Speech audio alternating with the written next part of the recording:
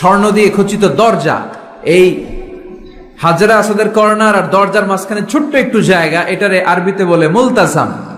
সাহাবারা এই জায়গাটার সাথে লেগে থাকতেন, পেট লাগিয়ে, গাল লাগিয়ে, চোখ লাগিয়ে, মুখ লাগিয়ে কাঁদতেন আর দোয়া করতেন। আর এই জায়গায় পেট লাগিয়ে, শরীর লাগিয়ে দোয়া করলে ওই দোয়া আল্লাহ ফিরিয়ে দেয় না। কিন্তু ওই জায়গায় দোয়া করার চান্সও এত সহজে পাওয়া যায় না, ধাক্কা ধাক্কি যুদ্ধ করতে হবে আপনারে। তো এক মাওলানা চান্স পাইছে ওইখানে, অনেক ধাক্কা ধাক্কি করে, খাইয়া দেয়া শক্তি কইরা ধাক্কা ধাক্কি, পাকিস্তানি পাঠানি যেগুলো আছে 8-10টা পাঠান একসাথে দাঁড়ালে ওগুলার জ্বালায় কিছুই করা যায় না।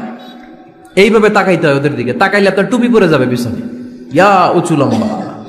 তো এই মাওলানা অনেক ধাক্কা ধাক্কি করে কোন রকম ওই মুলতাজামে হাত লাগাইতে পারছে। এখন আবার তো আরেক ধাক্কায় কই যে চলে যাবে কোনো হিসাব নাই। তো সেইখানে দাঁড়াই আল্লাহর কাছে দোয়া করছে, যেহেতু এই জায়গায় দোয়া করলেই আল্লাহ কবুল করে, এখন কয়টা চাবে আল্লাহর কাছে, সময় তো নাই। সে ওখানে হাত লাগিয়ে দোয়া করতেছে, আল্লাহ একটাই দোয়া, জীবনে যত দোয়া করছিলাম আর করবো সব দোয়া তুমি কবুল করে নিও।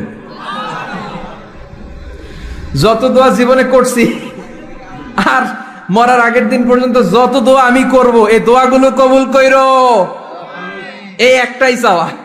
স্বর্ণ দিয়ে খচিত দরজা, এই হাজরা আসাদের কর্নার আর দরজার মাঝখানে ছোট্ট একটু জায়গা, এটারে আরবিতে বলে মুলতাসাম।